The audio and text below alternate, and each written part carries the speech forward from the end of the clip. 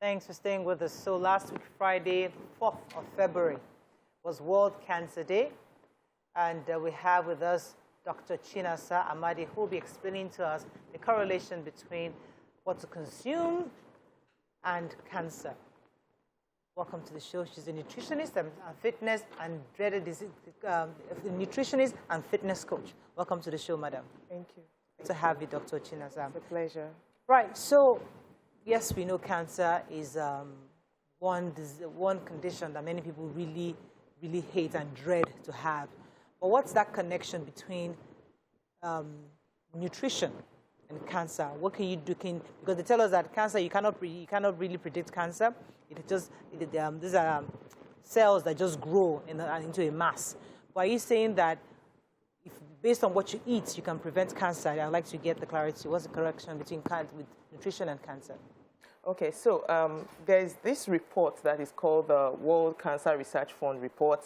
That's usually been, it started like 1997, then it's another one 2007, then 2018 there was another report. And it showed that nutrition has a great impact in lowering the risk of cancer occurrences, especially cancers like breast cancer, gastrointestinal cancer, colon cancer, prostate cancer.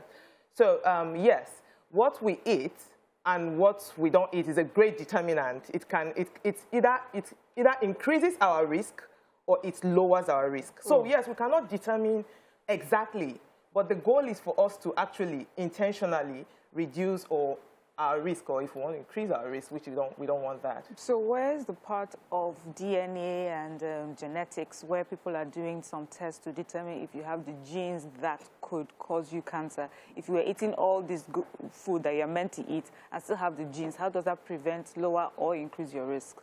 Okay, so thankfully, science has shown that the effect of genes is around 10 to 30% of your health outcome.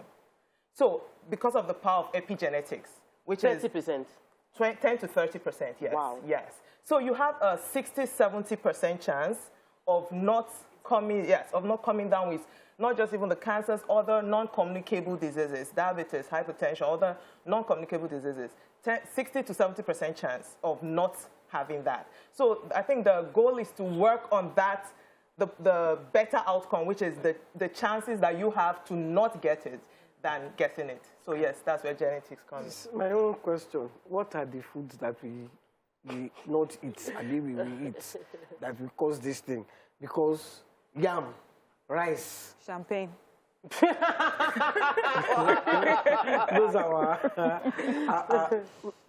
we stop eat. They don't eat champagne, madam. They drink it.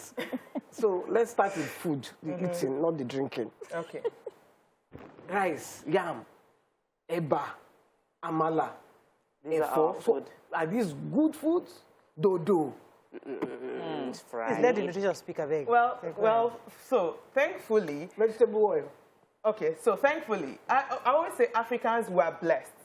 The recommendation from this World Cancer Research Fund actually show, now we're talking about evidence, not just opinion. So based on evidence, we've seen that eating foods that are whole food, plant-based. So pretty much whole foods. Whole foods are foods that are closer to the ground and are predominantly plants. And if we see, a lot of African foods are actually whole foods and they're actually plant-based. But take, for example, if we say yam, yam is very good. You boil the yam, it's whole food. You now decide to make yam noodles. It's now not whole food because there is a lot of processing to become yam noodles. Do you understand? So it's the way we make our foods now is what matters.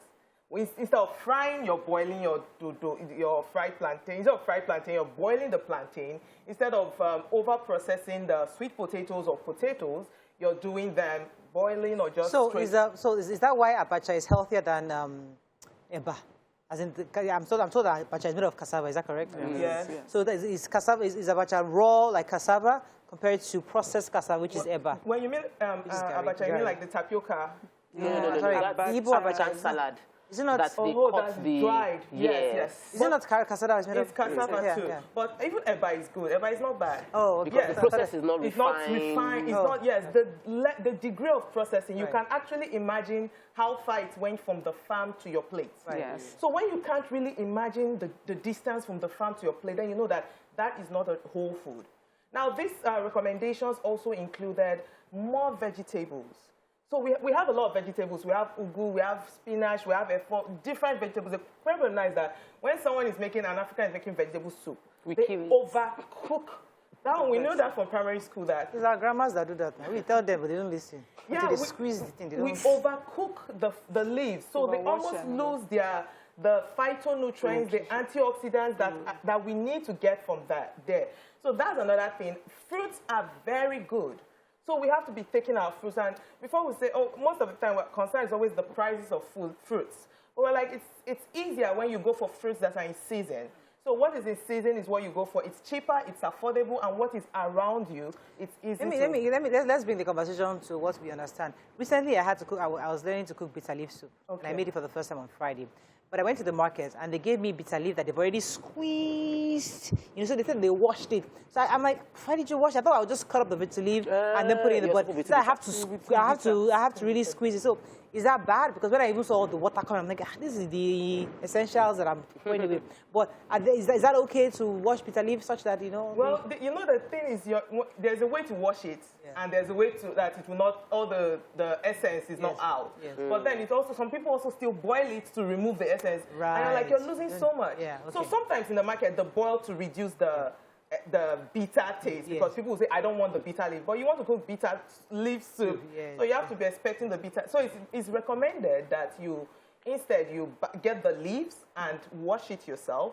And then you can wash it to a particular extent, and then use it to cook. Not boil. No, not boil. Interesting. Yes. It's Okay, better. so I had this conversation with my parents to make them understand that there's anything processed, your spaghetti, your macaroni, all those stuff, they should cut it out and do more of normal rice. And they didn't understand it. And maybe because I wasn't not a nutritionist, I couldn't explain. I just know that I want, mommy, anything from the earth, like the things that grows from the earth is what we should eat.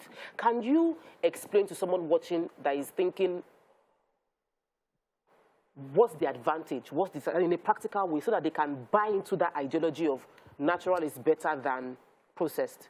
Okay, so I usually say, even if you don't want to think as far as cancer, think as near as high blood pressure. Think as near as diabetes. Studies show that 1 in 10 children born after the year 2000 will develop diabetes. Africa is currently leading the globe in hypertension incidence rate. So we're seeing 10-year-olds, 20-year-olds, 25-year-olds with high blood pressure, 30-year-olds having stroke. So even if you don't want to go that far as cancer, look at, control your blood pressure. Okay, have you even checked your blood pressure first? Do you even know where you are at? Then that will, something closer that is more relatable. Everybody knows, maybe most people will say, we grew up seeing our parents always taking pills for something. Yeah. So I don't want to keep taking pills I don't want to get to that stage. So how can you not get to that stage is to prevent it. And if you say, okay, cut out the processed things, cut out the sugary drinks, cut out the beverages, the processed beverages, you know, cut out all the fatty foods, they are all sources of saturated fat. And studies have shown now that even without high blood pressure, without diabetes, taking in saturated fat already increases your risk for chronic disease like a heart attack or a stroke, and even... Please, where do we get saturated fat from? Saturated, like especially fried foods. Yes, all our fried. We like fried foods. Most people, when they are going to work in the morning... let me tell you something. I agree with you. Yes, just air fry and everything. But there's some meat like ram meat. You have to fry it. Ram meat, it has to be fried. Some things you can throw it in the oven. I do that by chicken. My chicken is going to... When I buy ram, you have to fry ram. So I'm so sorry I'm so sorry to break. Part of the recommendation is to limit the intake of red meat. Oh, really? Yes. So that's part of the recommendation. So what do we eat? I've heard. Yes. So limit drastically. Suya one time. They're what not should we coming eat? for it. Okay. It's actually real. Okay. No, so if we're not eating red meat, what are the kind of protein we can eat that is safe? Now that's the thing. protein is not just animals. You can get protein from plants too. So that's the first concept. When you're like, oh, there's no protein in my food. No, there's protein. There's protein in your beans. There's minute proteins in your... There's meat. Well, She's on keto. She's on keto. Okay. Oh, okay, don't All right, go there. so- I'm not going there. Stick to No, I'm not going there. cancer. I'm not going there, but even red meat is actually classified as grade 2 of cancer causing. So even if you must you can do chicken, you can do fish, if you must. So those are better options. You don't eat ram meat. You don't eat ram. Chicken and fish, right? If you Have must, you ever yes. eaten ram before? I'll call you doing salad. I You follow have. me. Have No, you eaten I it? have. I grew up in the north. So I The have. ram is not, you don't miss ram. Okay, wait, so, but I mean, to corroborate what you're saying, my mother died recently of cancer. And she's one of the healthiest eaters I know. She takes salad, she doesn't take excessive carbohydrates. She's very careful what she puts into her mouth. So when she was diagnosed, I was shocked. But after speaking to lots of people who had experienced cancer, I realized that at the point she was in, she died 10 weeks. The cancer presented itself 10 weeks before death, which is compared to many others, it was like a year, 2 years ahead because they had bad nutrition.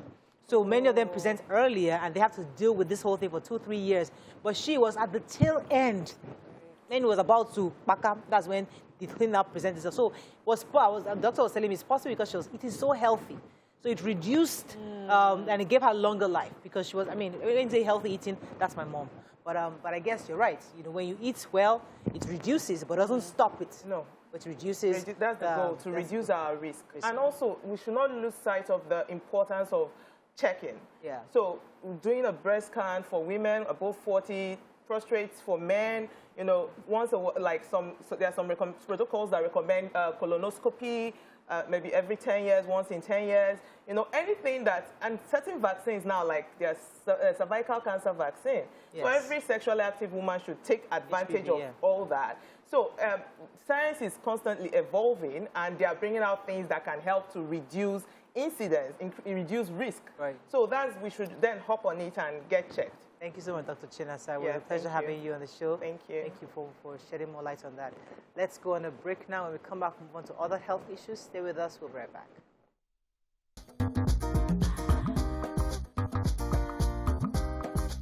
Stay tuned. Your View will be right back.